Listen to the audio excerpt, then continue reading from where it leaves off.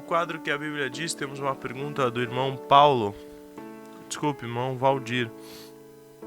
E ele pergunta: a Bíblia contém erros, contradições ou discrepâncias? Antes de responder, gostaríamos de voltar ao programa de ontem, quando, diante de uma pergunta que falava das aflições, eu citei o texto de Mateus 16, 33. O correto é João 16, 33. Então fica essa correção. Agora vamos para a pergunta do nosso ouvinte Valdir. A Bíblia contém erros? A resposta é não. Contradições? Não. Discrepâncias? Também não.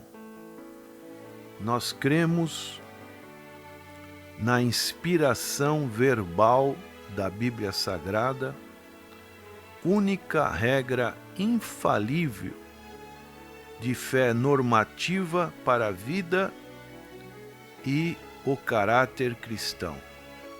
Vamos ler o que está em 2 Timóteo, capítulo 3, verso 14 a 17.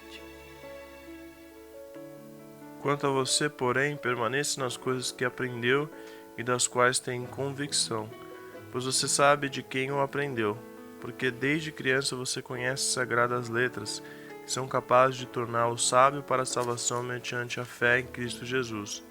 Toda a Escritura é inspirada por Deus e útil para o ensino, para a repreensão, para a correção e para a instrução na justiça, para que o homem de Deus seja apto e plenamente preparado para toda boa obra. Então, aqui no verso 16 diz: toda a Escritura divinamente. Parte B, que fala a Escritura, que é a palavra,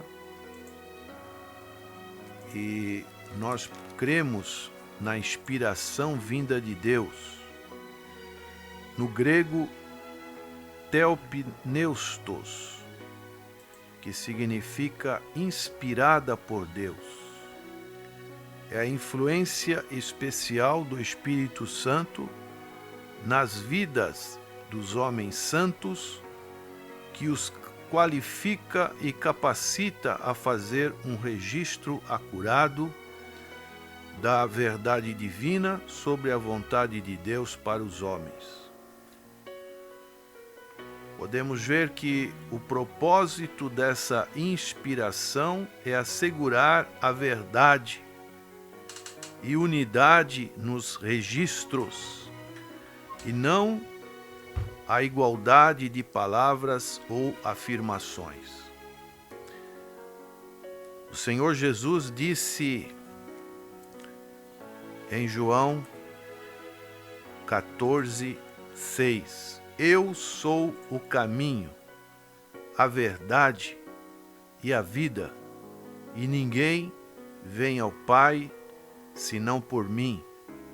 O Senhor disse em João 17, 17, na sua oração sacerdotal: santifica-os na verdade, a tua palavra é a verdade.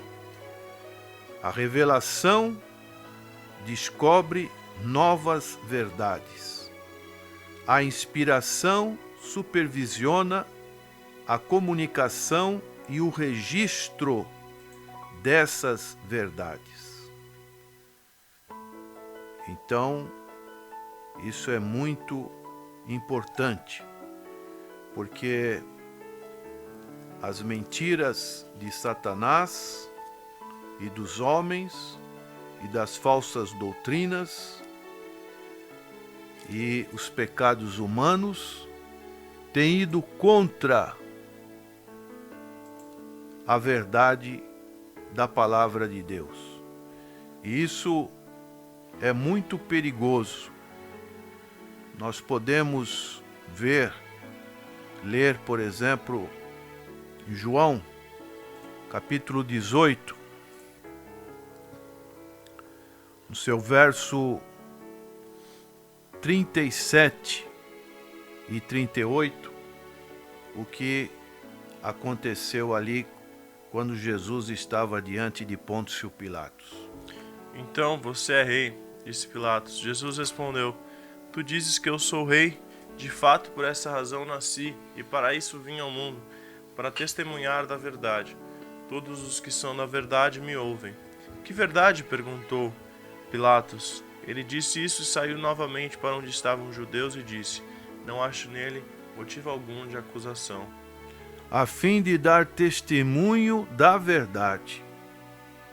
Então, uma parte essencial do ministério terreno de Jesus, na sua encarnação e no seu ministério, foi dar testemunho da verdade e fazer o povo conhecê-la, dar seu testemunho encarnado do Pai e da verdade revelada do seu Evangelho segundo as Escrituras. Então, precisamos tomar muito cuidado, porque infelizmente muitos líderes hoje transigem com a verdade e a sã doutrina, confundem o sentido claro das Escrituras e muitas das vezes sacrificam a fé bíblica. Por isso, nossa igreja tem também esse slogan, essa proposta de defender a verdade, batalhar pela fé que uma vez foi dada aos santos. Então nós precisamos fazer distinção entre a verdade, a meia verdade ou a meia mentira e a mentira. E dessa maneira estarmos defendendo esta verdade. Interessante que Pilatos perguntou, no verso 38, Pilatos perguntou: o que é a verdade? Ele, com certeza, estava com dúvidas, confuso, por causa de todas as religiões e filosofias que reivindicam esse reconhecimento. Mas ele não esperou para obter uma resposta.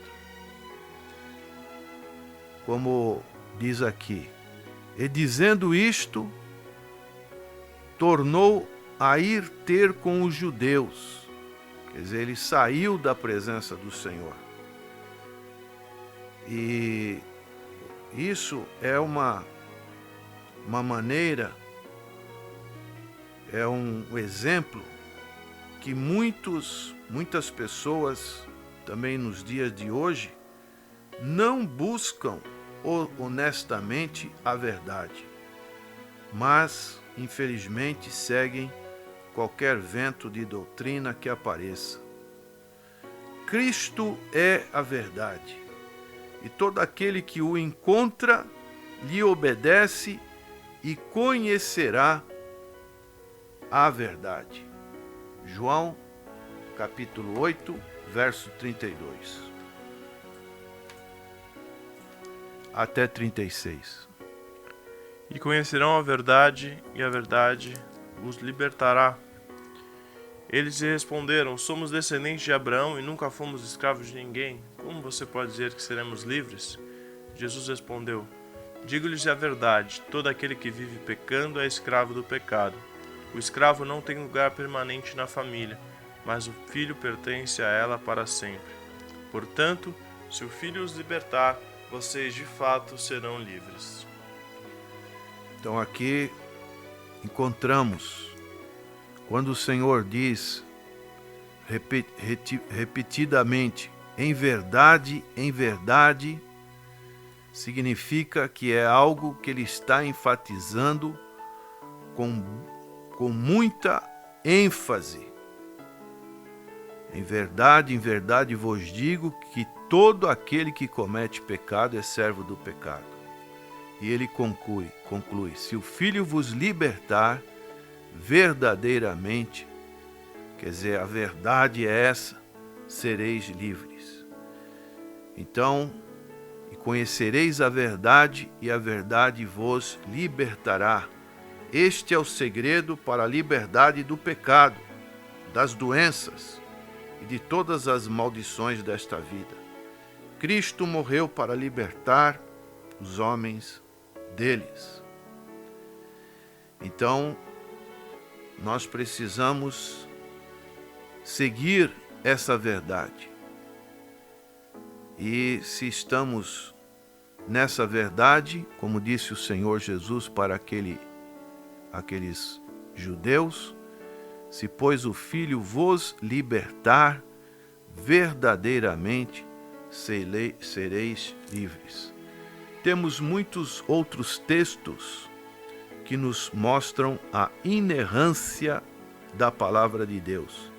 E essa é uma doutrina fundamental que não podemos questionar.